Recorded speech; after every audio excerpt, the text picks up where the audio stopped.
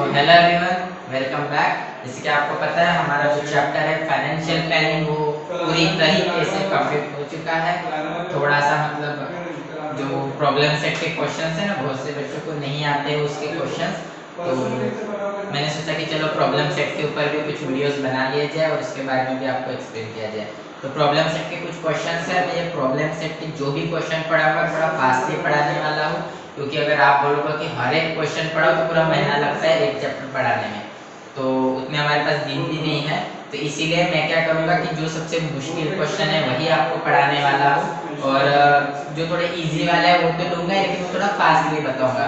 मतलब क्वेश्चन रहेगा थोड़ा शॉर्ट शॉर्ट, हिंट वगैरह भी अगर आपको दे दी है तो आप कर सकते हैं, क्योंकि उसके बारे में टॉपिक हमने प्रैक्टिस से डिटेल में पढ़ी चुके हैं। बहुत बड़ा बड़ा मैंने लेक्चर्स दिए उसके बारे में, तो उतना पॉसिबल नहीं हो पाता। तो इसीलिए अभी मैं आपको क्या करूँगा कि थोड़ा शॉर्ट में बताते जाऊंगा हिंट में कि आप किस तरीके से उस प्रॉब्लम को कर सकते हो, और वो प्रॉब्लम आपको खुद करके देखना है, ठीक है। और अगर मान लो फिर भी नहीं होते हैं तो आप मेरे से डाउट में पूछ सकते हो, तब तो मैं डिटेल में बता ही दूंगा, ठीक है। लेकिन अगर आप बोलोगे कि सभी के सभी क्वेश्चन डिटेल में लो तो वो नहीं होगा, ठीक है। तो मैं डायरेक्टली आपको थोड़ा हिंट देके मैं क्वेश्चन बताने वाला हूँ किस तरीके से आप उसको सॉल्व कर सकते हो। तो आपको प्रॉब्लम सेट भी करना है। प्रॉब्लम सेट के क्वेश्चन प्रैक्टिस सेट के ही रहते हैं, लेकिन ऐसा रहता है उसी के जैसे थोड़ा आपको ज्यादा प्रैक्टिस मिले इसलिए, या कुछ प्रॉब्लम थोड़े मुश्किल लेवल के रहते हैं, तो वो तो मैं डीपली बताऊंगा ही। तो शुरू करते हैं, ठीक है। लेकिन उससे पहले आप अपनी किताबें वगैरह सब निकाल के रख दो, पेन वगैरह जो भी है, और शुरू करते हैं। तो hello guys, my name is Sachin, बहुत देर बाद बोल रहा हूँ, शुरू करते हैं।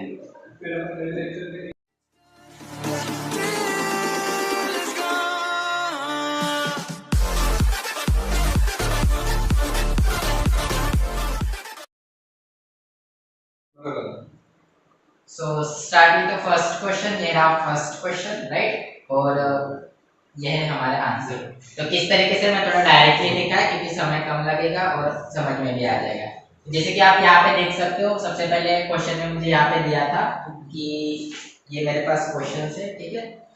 A dealer has given 10% discount on a show piece of rupees 25,000, मतलब 25,000 का वो शो पीस है, ठीक है, जिसके ऊपर उसको रेट ऑफ डिस्काउंट कितना मिला 10%, 10% उसको डिस्काउंट मिलने वाला है। तो 25,000 के 10% कितना होता है, तो 25,000 के 10% मुझे निकालना है, तो अमाउंट ऑफ डिस्काउंट मिलेगा।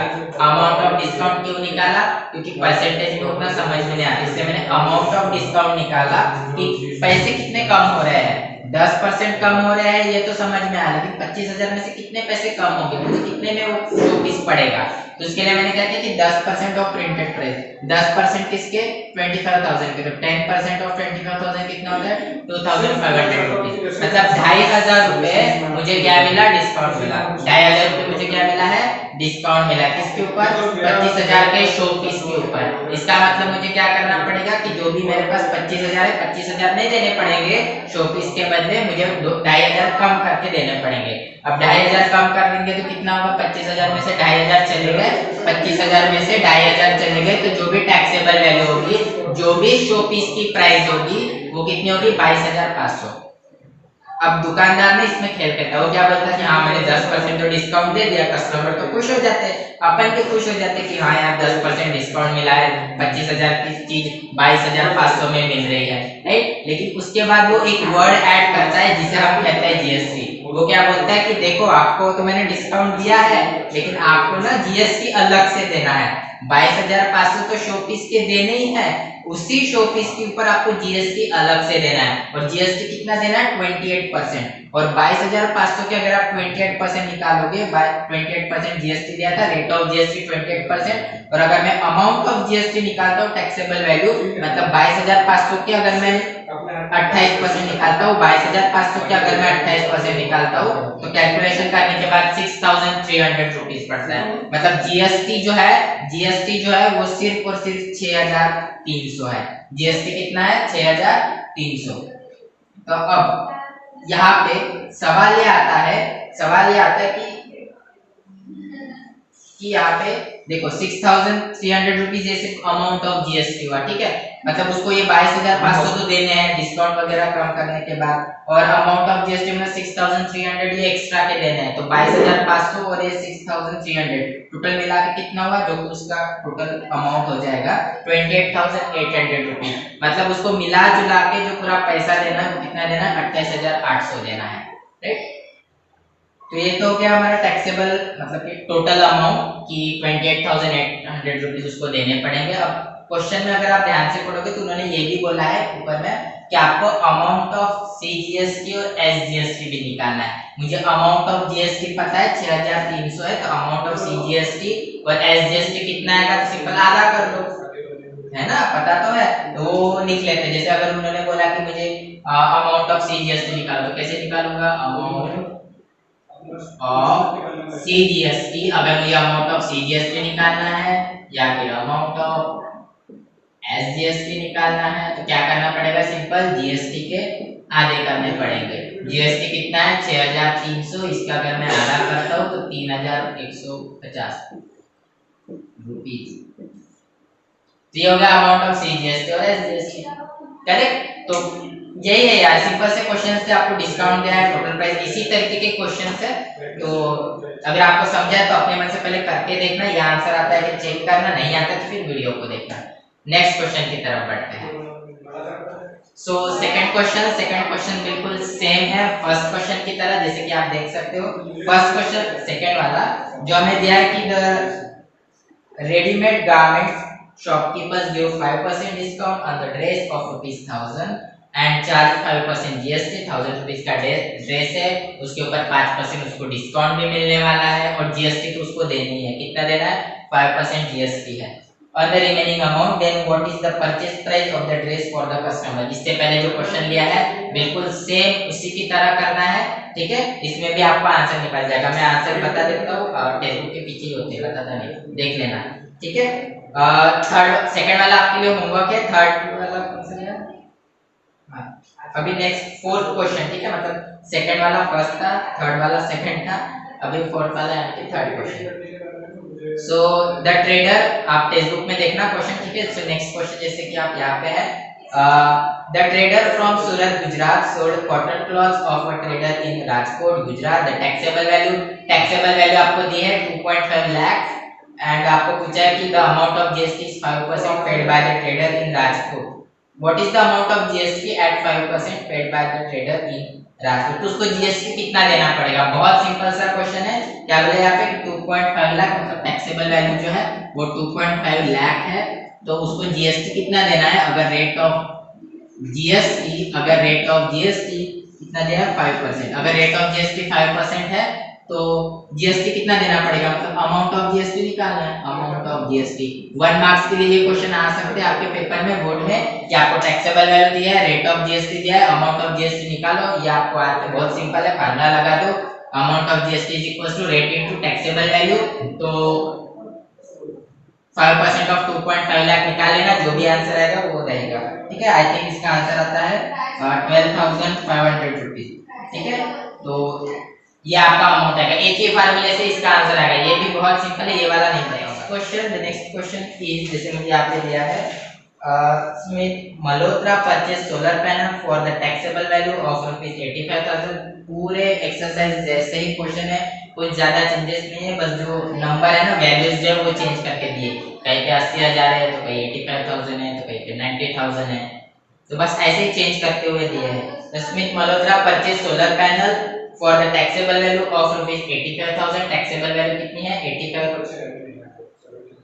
ओके 85,000, मतलब उसने क्या किया कि सोलर पैनल खरीदे, ठीक है, 85,000 में, और उसको बेचा कितने में, 90,000 में, मतलब 85,000 का खरीदा, 90,000 में बेचा, मतलब 5,000 का उसने प्रॉफिट कमाया है, ठीक है। The rate of GST is 5%, और जितने भी ट्रांजैक्शन हुए हैं हर एक के ऊपर 5% उसको जीएसटी लगा है। Find the ITC input tax credit, ITC मतलब इनपुट टैक्स ही होता है, मैंने बताया था। और what is the amount of GST payable by us, मुझे निकालना क्या है, जीएसटी पेबल। मुझे पता है जीएसटी पेबल का फार्मूला होता है output tax minus input tax या फिर आईटीसी। तो input output tax minus input tax, अगर मुझे जीएसटी पेबेबल निकालना है तो आउटपुट टैक्स और इनपुट टैक्स पता होना चाहिए। मतलब सबसे पहले मुझे क्या करना पड़ेगा, आउटपुट टैक्स और इनपुट टैक्स निकालना पड़ेगा। इसलिए यहाँ पे देखो सबसे पहले मैंने आउटपुट टैक्स निकाला था, राइट। आउटपुट टैक्स कितना है 5%, 90,000, मतलब कितने पैसे उसको मिले, 90,000 रुपीस मिले ना उसको, और इसके ऊपर 5% उसको जीएसटी भी देनी पड़ी। तो 90,000 के 5% मतलब कितना हो, 90,000 into 5 divided by 100, तो कितना हुआ ये 4500 रुपीस। ठीक उसी तरीके से इनपुट टैक्स मतलब कि जब वो सोलर पैनल खरीद रही थी तो उसको उसने कितने में खरीदा, 85,000 में, उसके अगर मैं 5% निकालता हूं तो 4250 रुपीस होगा। तो मतलब 4250, ये जब उसने खरीदा तब उसको जीएसटी देना पड़ा, 4500 उसको लेना पड़ा, ठीक है, जब वो बेच रही थी तब। मतलब ये दोनों अमाउंट किसके पास जाने वाले, गवर्नमेंट के पास जाने वाली है जीएसटी के तौर पर। तो जीएसटी पेबेबल, टोटल जीएसटी उसको कितना देना पड़ा, इसके वक्त था 4500 और इतना इनपुट टैक्स में उसको 4250, मतलब 4500 उसको मिले, 4250 उसने पहले ही दे दिए थे, तो बचे हुए पैसे कितने, 250। तो गवर्नमेंट को अब वो सेकंड टाइम कितना देगा, 250 रुपए देगा। सबसे पहले उसने 4250 दिए थे, अब ये 250, मतलब टोटल कितना जीएसटी हुआ, 4500। ठीक है, ये जीएसटी के ऊपर मैंने पूरा वीडियो बनाया था, उसमें बताया था सब कुछ, इनपुट आउटपुट क्या होता है, डिटेल में नहीं जाऊंगा। सो ये इतना सा सिंपल सा क्वेश्चन है, 2 मार्क्स के लिए पूछते हैं, राइट। अब हम नेक्स्ट क्वेश्चन की तरफ बढ़ते हैं। So the next question, a company provides Z security service for the taxable value of 64,500, rate of GST is 18%। ये क्वेश्चन आपके लिए होमवर्क है, ठीक है। क्वेश्चन नंबर 5 जो मैंने अभी इससे पहले जो दिया था वही क्वेश्चन के जैसा इस क्वेश्चन को भी आपको करना है, बिल्कुल सेम क्वेश्चन है, राइट, उसी के जैसा, बस इसमें एक टर्म ऐड हुई है। जैसे पिछले क्वेश्चन में हमने सिर्फ जीएसटी पेबेबल तक निकाला था, राइट। अभी हमें क्या करना है, यहाँ पे क्वेश्चन में लास्ट में बोला है कि अमाउंट ऑफ सीजीएसटी और एसजीएसटी निकालो। तो जीएसटी पेबेबल जितना भी आएगा उसका आधा करोगे तो सीजीएसटी और एसजीएसटी मिल जाएगा, तो वो आप कर सकते हो, ठीक है, ये आपके लिए होमवर्क है। नेक्स्ट क्वेश्चन जो है क्वेश्चन नंबर 7, उसकी तरफ बढ़ते हैं। So the next question number 7, a dealer, इसके आप देख सकते हो, a dealer supply walkie-talkie set of 84,000 with GST बोला है, with GST मतलब ये टोटल वैल्यू हो गई, ठीक है, जिसमें जीएसटी इंक्लूड है। इसीलिए टोटल वैल्यू का जो फार्मूला मैंने आपको लिखवा के दिया था उसमें बताया था taxable value plus GST amount, ये भी लिखवा के दिया था, ठीक है। तो police control room, rate of GST is 12%, rate of GST दिया है 12%, जीवन में जो जो दिया था वो लिखा है। निकालना क्या है, to find amount of SGST CGST, मतलब स्टेट और सेंट्रल दिया है ना, तो सीजीएसटी एसजीएसटी निकालना है, साथ ही साथ टैक्सेबल वैल्यू भी निकालना है। तो सॉल्यूशन, तो सॉल्यूशन में मैंने क्या किया, यहाँ पे अगर आप देखोगे तो वी नो टोटल वैल्यू का formula taxable value plus GST amount होता है। तो टैक्सेबल वैल्यू तो मुझे पता नहीं, जिसकी वैल्यू पता थी वो लिखा, जीएसटी अमाउंट भी नहीं पता था, तो जीएसटी अमाउंट के बदले मुझे रेट ऑफ जीएसटी पता था, तो मैंने बताया है अमाउंट ऑफ जीएसटी अगर आपको निकालना है, रेट ऑफ जीएसटी पता है तो क्या कर लो, रेट इनटू टैक्सेबल वैल्यू कर लो। तो ये जीएसटी अमाउंट के बदले मैंने क्या लिखा, rate into taxable value. Rate दिया था 12%, taxable value as it is लिखा, यहाँ पे भी टैक्सेबल वैल्यू, ये वाले सेकंड टर्म में भी टैक्सेबल वैल्यू नहीं पता था, दोनों तरफ से तो कॉमन निकाल लिया, बचा को यहाँ से टैक्सेबल वैल्यू गया तो 1 बचा, इसमें से टैक्सेबल वैल्यू गया तो 12% बचा, तो 1 प्लस 12% और टैक्सेबल वैल्यू बाहर आ गया। Taxable value is equal to 1 plus 12%, 12% मतलब 12 डिवाइडेड बाय 100, यहाँ पे 84,000 मुझे टैक्सेबल वैल्यू चाहिए, यहाँ पे क्रॉस मल्टीप्लाई किया तो 112 डिवाइडेड बाय 100, इनको इधर भेज दिए तो 100 ऊपर चला गया, 112 नीचे आ गया, टैक्सेबल वैल्यू यहाँ 75,000 रुपीस, ठीक है। ये कैलकुलेशन वाले हैं, मैं फास्टली बता रहा हूँ, ठीक है। ये आपको सिर्फ क्वेश्चन क्या समझना है कि टोटल वैल्यू दी थी, रेट ऑफ जीएसटी दिया था, टैक्सेबल वैल्यू निकाल लिया। सीजीएसटी एसजीएसटी निकाल सकोगे, अरे निकाल सकोगे क्या, बहुत आसान है। सीजीएसटी एसजीएसटी निकालने के लिए जीएसटी पता होना चाहिए, तो अमाउंट ऑफ जीएसटी तो दिया नहीं है, मुझे रेट ऑफ जीएसटी पता है, तो अमाउंट ऑफ जीएसटी निकालेंगे। क्या कर सकते हैं आप, यहाँ पे लिखाऊंगा, अगर मुझे अमाउंट ऑफ जीएसटी निकालना है तो क्या करना पड़ेगा, रेट को मल्टीप्लाई करना पड़ेगा टैक्सेबल वैल्यू के साथ, यही फार्मूला उठा के मैंने लिखा है। रेट दिया है 12%, टैक्सेबल वैल्यू कितना दिया है 84 नहीं, टैक्सेबल वैल्यू अभी निकाला 75,000 रुपीस, तो 7 का 1 2 3, इसको अगर आप सॉल्व करोगे तो अमाउंट ऑफ जीएसटी आपको मिलेगा 9,000 रुपीस, ठीक है, कितना मिलेगा 9,000 रुपीस। तो ये तो भी अमाउंट ऑफ जीएसटी, तो इसके बदले आप फिर सीजीएसटी एसजीएसटी निकाल सकते हो। सीजीएसटी कितना आएगा 4.00, एसजीएसटी कितना आएगा 4.00, इसके आगे। ठीक है, मैं हिंट वाइज लिख रहा हूँ, आपको सिस्टमैटिक लिखना है। ठीक है, आपके पास टाइम है 24 घंटे, तो आप लिख सकते हो आराम से। तो ये लिख लेना। नेक्स्ट क्वेश्चन की तरफ बढ़ते हैं। नेक्स्ट क्वेश्चन, जैसे कि आप देख सकते हो, नेक्स्ट क्वेश्चन है wholesaler purchase electric goods for the taxable amount of ₹1,500,000, मतलब 1,50,000। He sold it to the retailer for the taxable amount of ₹1,80,000. Retailer sold it to the customer. Meaning बता देता हूँ सिंपल वे में। क्या बोला कि एक होलसेलर है और रिटेलर है, राइट? क्या है? होलसेलर और रिटेलर। तो होलसेलर मुझे पता है, होलसेलर रिटेलर को माल बेचता है, और होलसेलर जो है उसने क्या किया, कुछ इलेक्ट्रिक गुड्स खरीदे, मतलब कुछ इलेक्ट्रॉनिक्स चीजें खरीदी होगी, ठीक है, जिसकी कीमत कितनी थी 1.5 लाख, मतलब 1.5 लाख के उसने कुछ तो भी सामान खरीदा, और रिटेलर को कितने में बेचा? रिटेलर को 1,80,000 में बेचा। खरीदा कितने में? 1.5 लाख में। बेचा कितने में? 1,80,000 में उसने बेचा है। Retailer sold it to the customer for the taxable value of 2,20,000 rupees. और जब दुकानदार ने किसी कस्टमर को बेचा, तो दुकानदार ने कितने में बेचा? कि उसने बेचा 2,20,000 रुपए में उसने बेचा। तो यहाँ पे हो क्या रहा है? सबसे पहले होलसेलर ने कितने में? 1.5 लाख में खरीदा, होलसेलर ने 1.5 लाख में खरीदा, और रिटेलर को कितने में बेचा?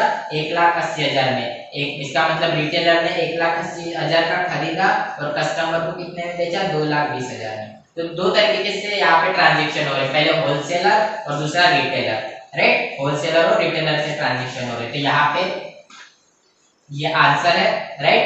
और किस तरीके से हम इससे यहाँ पे किया, तो देखो यहाँ पे होलसेलर है और रिटेलर है। तो होलसेलर ने क्या किया? सबसे पहले 1,80,000 का प्रोडक्ट, सॉरी 1.5 लाख, मतलब इनपुट टैक्स ना, जब वो खरीदता है तो इनपुट में आएगा, मतलब वो बाहर पैसे किसी को दे रहा है, और बाहर से अगर पैसे आ रहे हैं तो उसे हम आउटपुट टैक्स कहते हैं। जेब से अगर पैसे जा रहे हैं तो उसे हम इनपुट टैक्स कहते हैं। तो होलसेलर जब खरीद रहा था कोई चीज, होलसेलर जब वो इलेक्ट्रॉनिक गुड्स खरीद रहा था, तो उसने अपने जेब से पैसे दिए होंगे ना, तो इनपुट टैक्स मतलब दिए कितने? 1.5 लाख। बेचा कितने में? 1,80,000 में।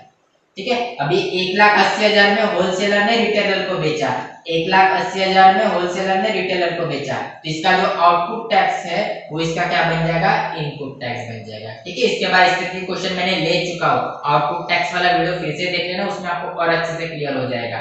ठीक है, मैंने उसमें बताया था कि जो आउटपुट टैक्स होलसेलर के लिए B2B अगर ट्रांजैक्शन है, तो आउटपुट टैक्स का इसका क्या बन जाएगा? इनपुट टैक्स, क्योंकि ये बेच रहा है तो इसके लिए आउटपुट हो गया, और ये खरीद रहा है तो इसके लिए इनपुट हो गया, क्योंकि इसके पैसे इसको आने वाले हैं। तो जो पैसे इसको बाहर से आ रहे हैं मतलब आउटपुट टैक्स, इसके पैसे जेब से इसको जा रहे हैं, जेब से जा रहे हैं, मतलब इसके लिए इनपुट टैक्स हो गया।